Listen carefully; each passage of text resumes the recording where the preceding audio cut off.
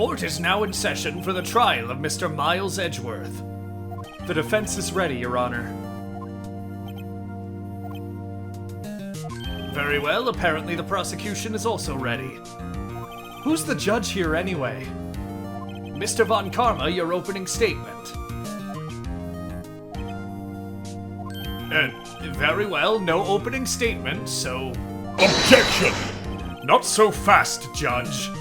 I was taking a meaningful pause before speaking. Right, of course. A prediction. Today's trial will end 3 minutes from now. Order! Order! Mr. Von Karma, what is the meaning of your statement just now? Objection! Bah! Must you question everything? It will be over in 3 minutes. We have no time to waste. I'll call my witness now. Right. I call my witness, my decisive witness, to the stand. It's that mysterious boat shop owner. Witness, state your profession.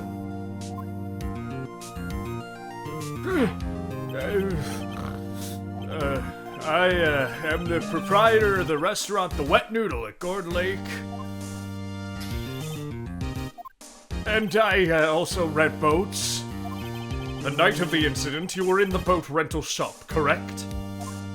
Yep, I was. Please testify. Wait a second. I still haven't heard who this old guy is. Objection! Wait a minute. The witness hasn't stated his name yet. Objection! Because I did not ask him, Mr. Wright. Bah! I have predicted this trial will end in 3 minutes. Stop asking trivial questions and cooperate. Yeah, right. The witness will state his name.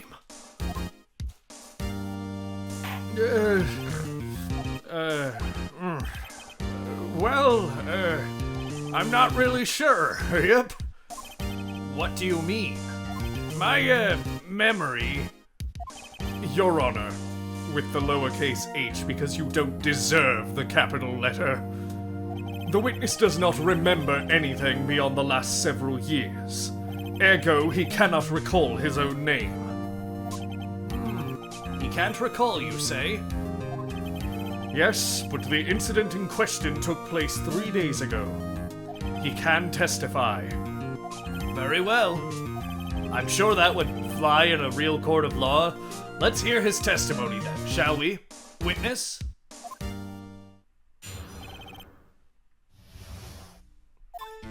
It was the night of the 24th, just after midnight. Yep. I was in the restaurant where I, rent boats, as usual. And then I heard a bang. Yep. When I looked out the window, I saw a boat just a-floating on the lake. And then I heard another bang. Just about then, the boat comes back to shore and a man walks by my window. Very well. I'd like to begin the cross-examination. Objection! There is nothing to question in my witness's testimony. Ergo, no need for cross-examination. Besides, there are only 10 seconds left before our 3 minutes are up. Judge, your verdict, now! Yes. Mr. Wright? What are you saying? Of course I'll cross-examine the witness. Very well, you may begin. Excuse me, Mr. Von Karma? 3 minutes just passed! I see. Well then, let's just take our time. You may cross-examine the witness.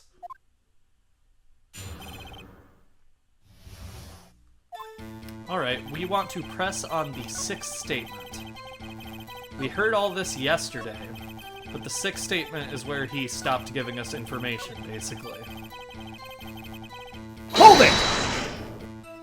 By your window.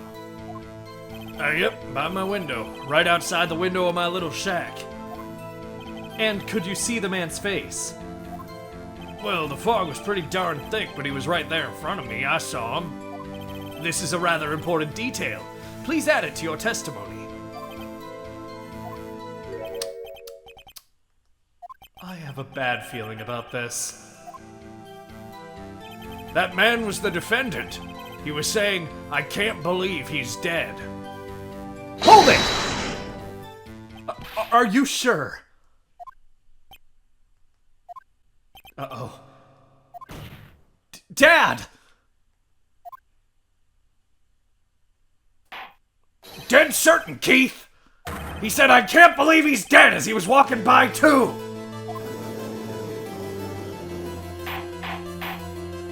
Witness, are you sure that the person you saw was Miles Edgeworth?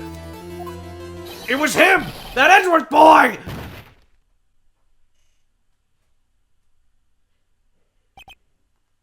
This sounds like decisive evidence indeed. I see no room for doubt. But Karma, he lured me into cross-examining so he could set me up for a fall. Nick, I don't like the way things are going here. Everyone in the courtroom is glaring at us. I'd better act quick or this trial's going to be over. Objection! Your Honor, we proved in yesterday's court that it could not have been Edgeworth who fired that gun. Objection!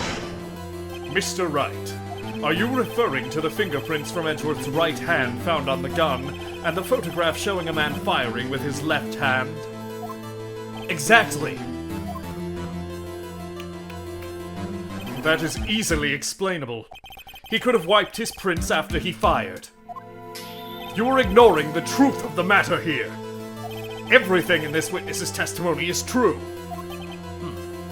The judge is lost in thought. What should I do? Objection! Your Honor, this witness claims that Edgeworth said, "I can't believe he's dead." But his word is all we have. If he were telling a lie... Objection! Mr. Wright, in a court of law, the evidence tells all. Apparently, you have yet to realize even this basic fact. If you say his testimony is a lie, show us proof. Nick, do we have evidence? It's no good. There's nothing I can do. Are you sure? To be honest, I don't know what to do anymore. Please, can you hear me, sis? Please. We need your help. Nick needs you. 3 minutes was perhaps too high in expectation. However, 15 minutes isn't bad. This must be a new record. Enough! The witness may leave the stand. Also, you're selling yourself short. It's only been like 9 minutes, Mr. Von Karma.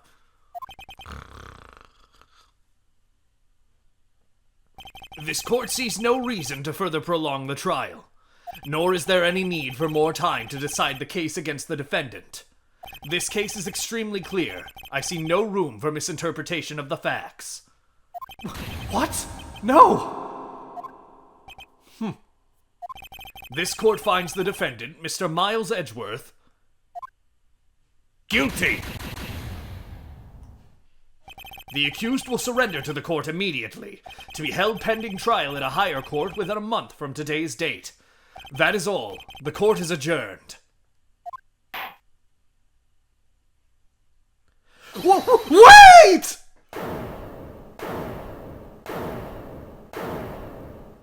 Who was that just now? Me! Huh? Wow! Larry! What are you doing here? Listen! You gotta listen to me! I was there in the park the night of the murder! I wasn't sure about it until just yesterday, but today I remembered it! Remembered what? The gunshot! I heard it too! Order! Objection! What is the meaning of this? The verdict has been decided. I call for adjournment. One moment, Mr. Von Karma. So, you say you heard a gunshot? Yeah, I did! A gunshot, that night! I was sitting here in the audience listening to the testimony, then I realized something he said was different from what I remember. Anyhow, I can't just sit here and let you call Edgy a murderer. It's just not right. I'll testify. Let me testify. Order! Order! Well, this is the first time something has happened like this in my courtroom. Is it? I'm not quite sure how to proceed. Judge, you've already given your decision. The trial is over. Nick, this is it. Larry's given us one final chance at this. She's right. If only it wasn't Larry. He could make things even worse. Mr. Edgeworth was just declared guilty, Nick. It doesn't get any worse. You're right. Okay. Your Honor, if there's another witness, it is our duty to hear him speak. Right here, right now. A waste of time. The verdict cannot be overturned.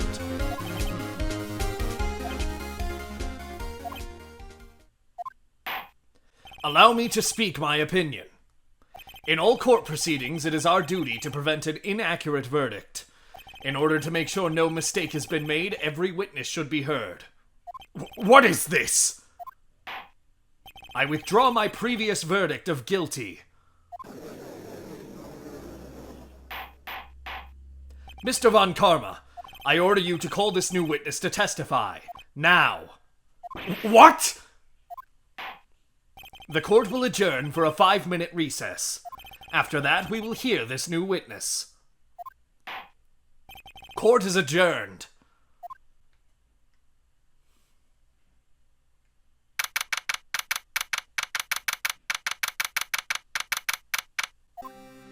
Whew. That was too close. Sorry to keep you on the edge of your seat like that, Edgeworth.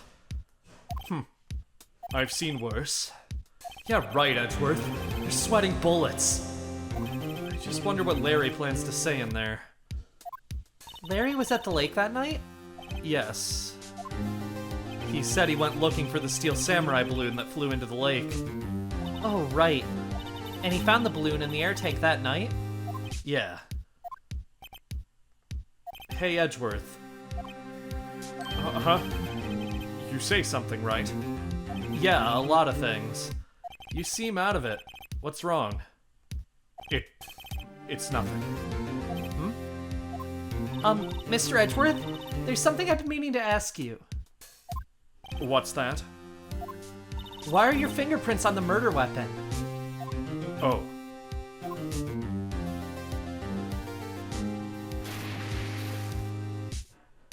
When he fell into the lake, I went into a daze.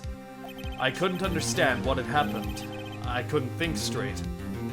Then I saw the pistol lying on the floor of the boat in front of me. I picked it up without thinking. I didn't have a reason, really. I see. Right. Yeah? This might be our chance. Our chance? Von Karma has only ever run perfect trials. Perfect trials. Perfectly prepared witnesses, perfectly complete evidence. That's the secret to his success. This is the first time he's ever had to deal with something unexpected. He has let someone he hasn't even talked to testify before the court. And that someone is Larry. What are you getting at?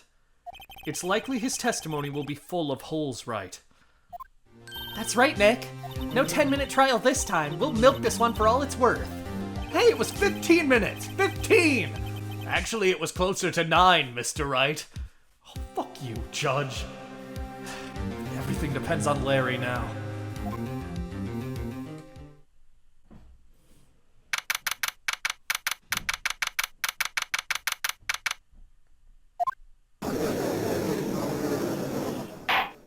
Court is now back in session. Witness, please testify to the court about everything that you saw on the night of December 24th. Right, leave it to me. Please, Larry, don't mess this one up. I hate to admit it, but you're our last chance. But Karma didn't even have time to prep his witness. I just hope Edgeworth is right about this being our big break.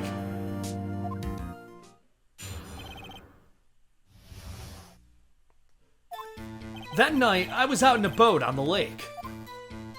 I was looking for something and I, found it. So I quietly slipped the boat back in at the rental shop dock. Then, just as I was thinking about going home, I heard this bang! I looked out over the lake, but I didn't notice the boat. So after I heard that single gunshot, I went home.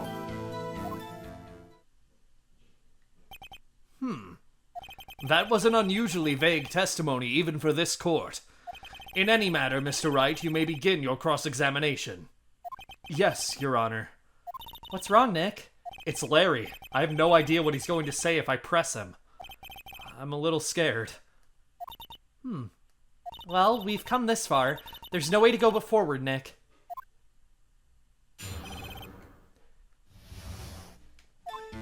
So, we could press him, but there's actually no reason to here because there's already a contradiction in his testimony.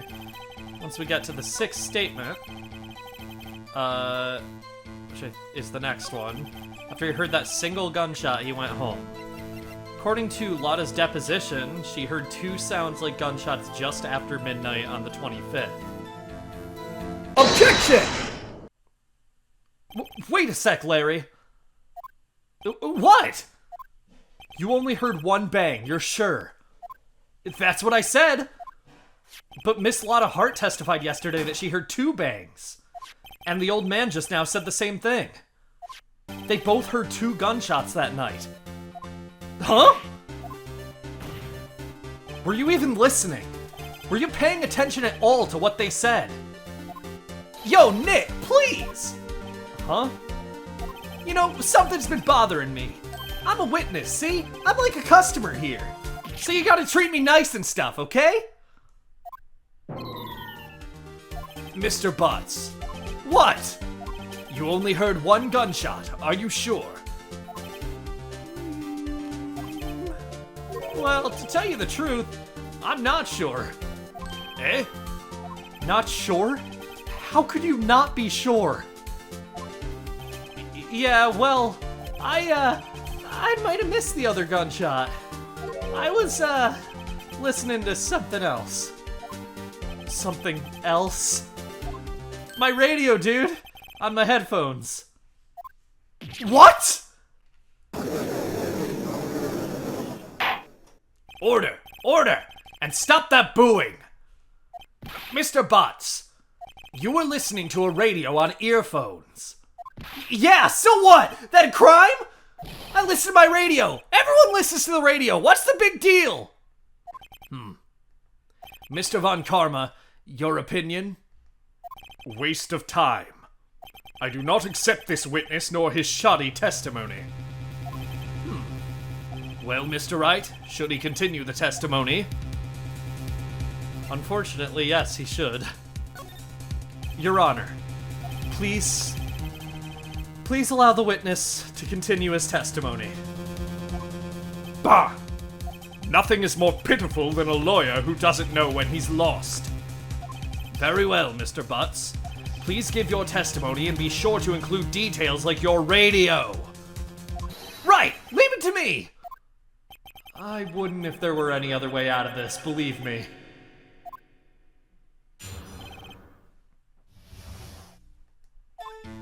It's lonely being alone on Christmas Eve. That's why I was listening to an all-request show on the radio, see? I was listening to it real booming loud like. But I'm sure I heard that gunshot. I remember exactly what the DJ was saying when I heard it too. You were listening to your radio at a high volume? Yeah, what's the big problem? Can't a man listen to his radio in peace? Isn't this a free country? I truly believe Larry has no idea what the problem here is. Judge, can you believe a word this witness says? What he heard was probably nothing more than a drum beat from the radio. True enough, it is difficult to believe this testimony. Objection! Wait, Your Honor. The witness said he remembers exactly what the DJ said when he heard the gunshot. Excuse me? DJ? An announcer. The guy who says things on the radio. Anyway, what this means is when he heard the sound, no music was playing. The DJ only talks between songs, so he could have heard the gunshot from the lake. I'd like to cross-examine the witness, Your Honor. Very well, Mr. Wright. I can't believe I'm continuing the charade.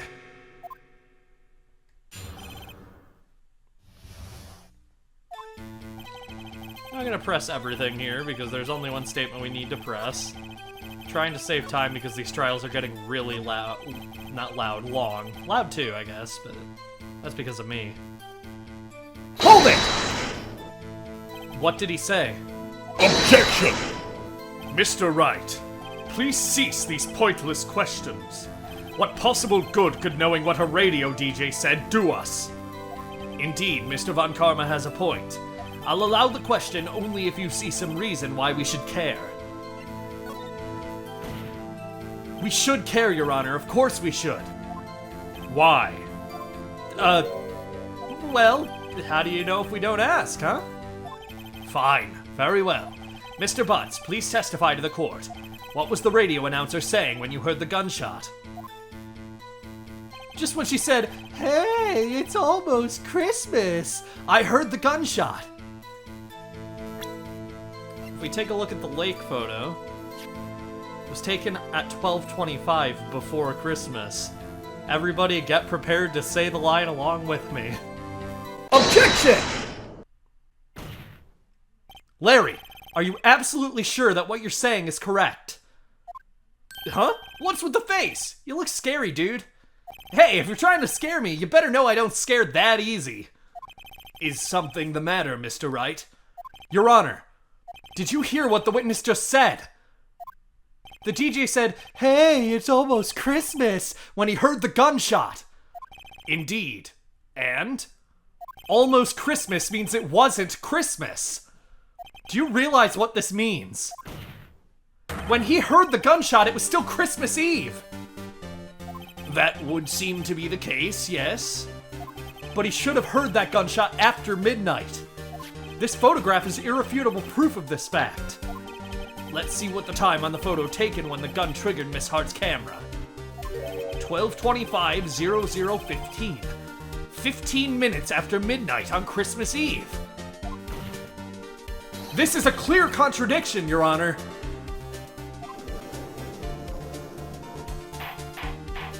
Order! Order! What does this mean? The two prior witnesses heard gunshots after midnight. However, this witness says he heard a gunshot before midnight. Judge, the answer is simple. The current witness is plainly mistaken. Just look at him. Suspicious. What? Well, Mr. Wright, what do you think about Mr. Butts' claim he heard the gunshot before midnight? Larry's right. Larry's not mistaken, Your Honor. He heard that gunshot before midnight. Intriguing. I'm assuming you have evidence for this wild claim. Show me evidence there was a gunshot before midnight. If we take a look at the second lake photo that we got from Lotto, which is over here, it was taken on 12:24 at 11:50, and we know the camera only fires if it hears a loud bang. Take that! Look at this photograph. Every time I do, I can't help but laugh. This was taken by our witness yesterday, Miss Lotta Hart, with her automatic camera. The timestamp on the photo reads December 24th, 11:50 p.m. Oh yeah? But there's nothing on the lake in this picture. Your Honor, the real issue here is not why nothing is shown in this photograph. It is why this photograph exists at all. What do you mean? Your Honor, this photograph was taken by an automatic camera. That camera was set to go off in response to loud noises. Aha! Correct. There was a loud noise on the lake at 11:50 p.m. That is why this photograph was taken. In other words, when Larry heard that gunshot, it was most definitely Christmas Eve. Indeed, it would seem that is the case. Then where does that leave us? Miss Hart testified that she heard the gunshots after midnight. Are you claiming she was mistaken? Not at all, Your Honor. It is a fact that the camera also triggered at 15 minutes after midnight. Your Honor, that night there were two sets of gunshots with a 25-minute pause between them.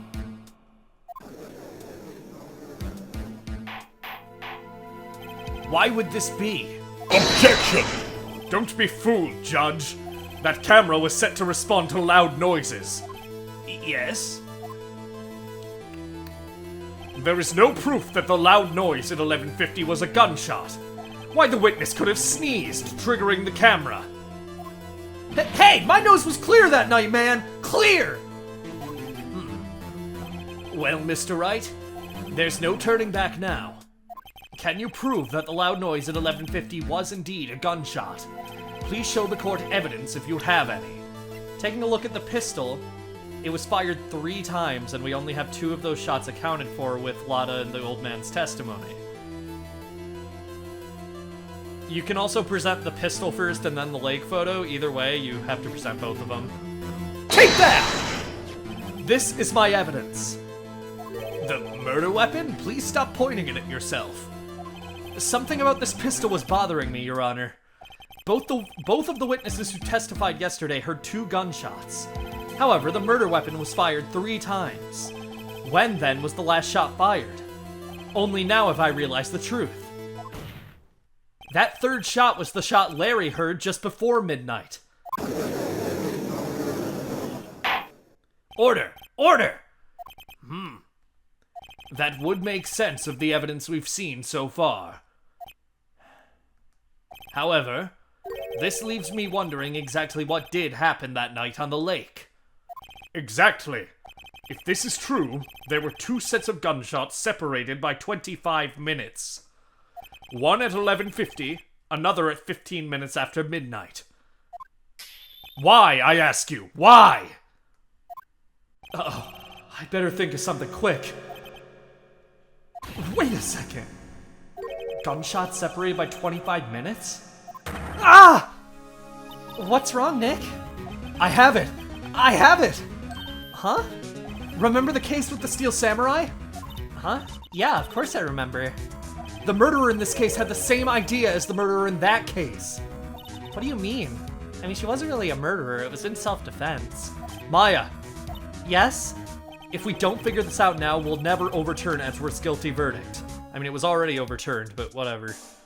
I've got a hunch, and I'm going to run with it. Right. I mean, is this safe? Safe? We've already gotten a guilty verdict. We have nothing to lose. Nick, it was overturned. We can just ask for another day to investigate.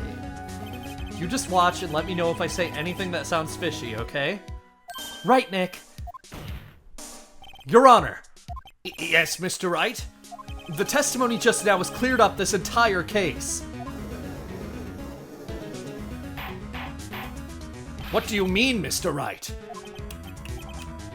So, you finally realize the truth. There can be no other murderer here than Miles Edgeworth himself. Wrong, Von Karma. A man was shot that night, but it wasn't Edgeworth who did the shooting. Listen, rookie. Take a deep breath and consider the facts. At the time of the murder, 1 boat was on the lake. This was shown by the witness's photograph. The defendant, Edgeworth, and the victim, Robert Hammond, were on that boat.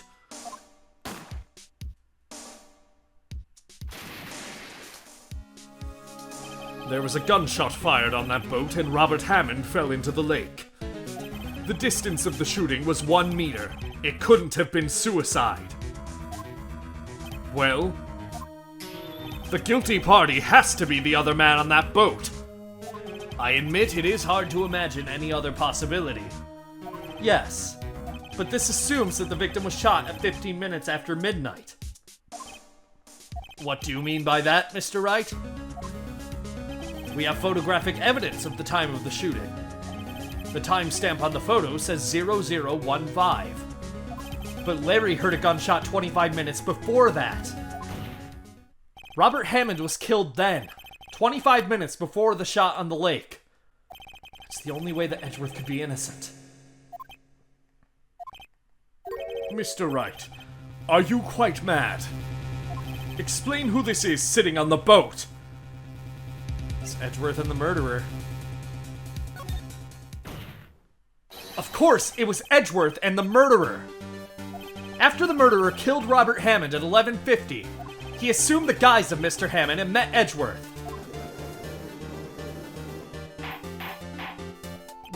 What? Are you serious? Yes, Edgeworth won't tell us why he went to the lake that night. However, I have a hunch. That night, Robert Hammond called Edgeworth to the lake. Now, Edgeworth didn't know Robert Hammond's face that well. That's why he didn't suspect anything when the murderer took Robert Hammond's place. I'm not sure what to make of all this. Ludicrous! Mr. Wright, tell us the name of the murderer then. The murderer's name? Right, it's... I don't know. Actually, I don't know the murderer's name. You don't know?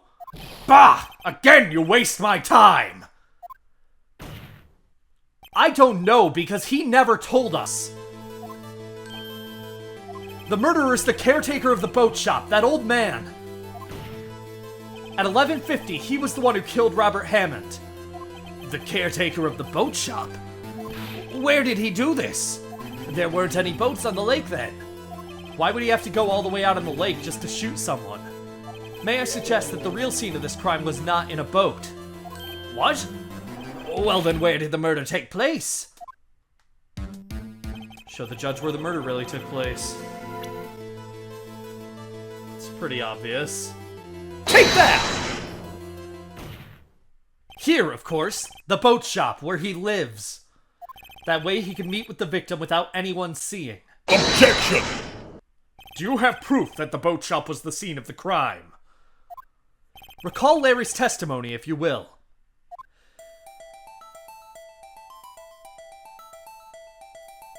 That night, he was out on the lake in a boat, searching for something. He finds it and returns the boat. Then, just as he's starting to head for home, he hears a gunshot. He heard a gunshot, Your Honor, even though he was wearing headphones at the time. In other words, the gunshot was very, very close by. And where would that be if he had just returned a boat? The boat shop. Mr. Wright, what happened that night on Gourd Lake? Please tell the court from the beginning. Yes, Your Honor. Nick, are you sure about this? Not really. But I think if I start at the very beginning, and I take it slow, I might just be able to figure this out. That night, the caretaker of the boat shop called Robert Hammond to his shop.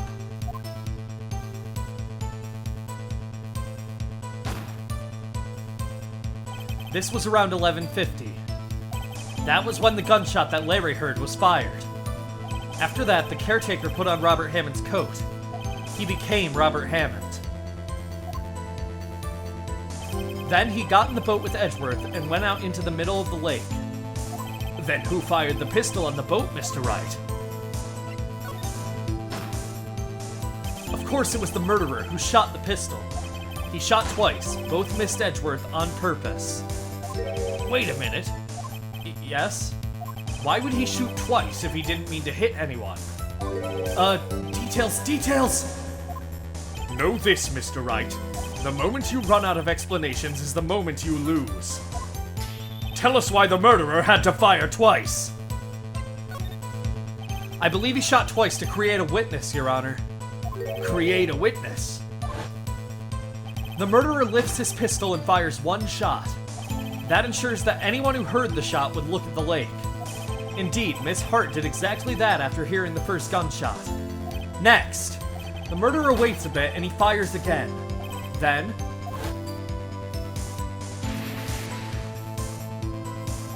the murderer jumps from the boat himself, leaving the pistol in the boat behind him.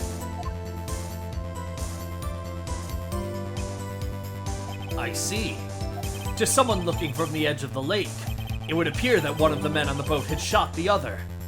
The murderer didn't know about the automatic camera, of course. That's why he shot twice to draw attention to the boat. Once he realized that, everything else falls into place. The boat shop caretaker swam back to his shop. Then he put Mr. Hammond's wet coat back on the body, and threw the body into the lake. This is what happened, Your Honor.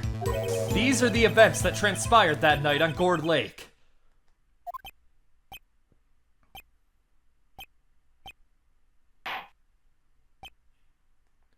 Bailiff, bring out the witness from before. The boat shop caretaker, quickly.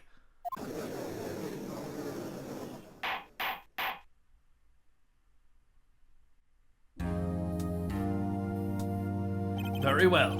While we are waiting for the caretaker, I would like to ask the defendant, Miles Edgeworth, a few questions. Mr. Edgeworth, please take the stand.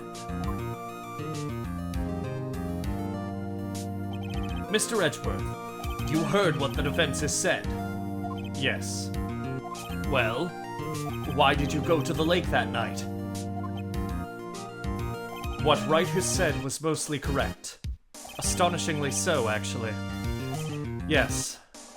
Several days ago, I received a letter. The letter was signed Robert Hammond. He asked me to come to the boat shop by the lake at midnight on Christmas Eve. He said he had something very important to discuss with me. Something important? I'm sorry. I can't say what it was.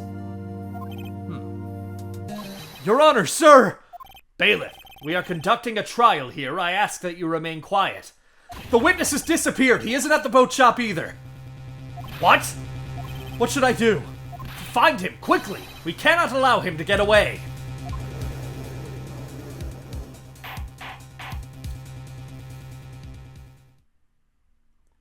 Mr. Von Karma, your witness has disappeared!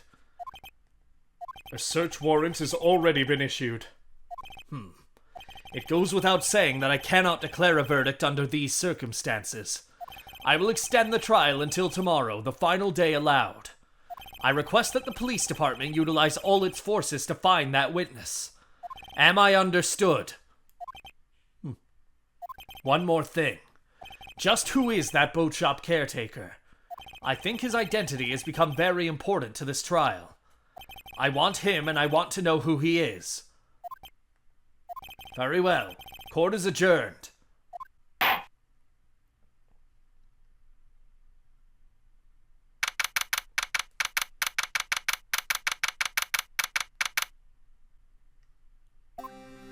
Yay, Nick! You did it! Yeah. Well, at least we got out from under that guilty verdict. And what about Larry? That was something else. Even Von Karma didn't know what to do with his testimony. Larry really helped us out. Sure, once I sifted through his unique testimony. Phoenix, it wasn't that bad. You had to press like 6 buttons. Still, he did save us. I just wish our cases weren't so down to the wire all the time. I know what you mean. Sometimes I feel like it's us on trial instead of our clients. Hey, Edgeworth. Mr. Edgeworth? Did you say something? Don't look so pained. I mean, it looks like you're probably going to get off the hook. You could try to smile just a little. Relax. I'm sorry, but I fear it's not over for me yet. What do you mean? Right. There's something that's been troubling me for a long time now. And I don't know whether or not to tell you. Edgeworth? No. There's so little time left. I want to tell you to get it off my chest, but I can't make up my mind. What is this about, Edgeworth? It's a nightmare I've had. A memory of a crime that I committed. A crime you committed. A memory of a murder.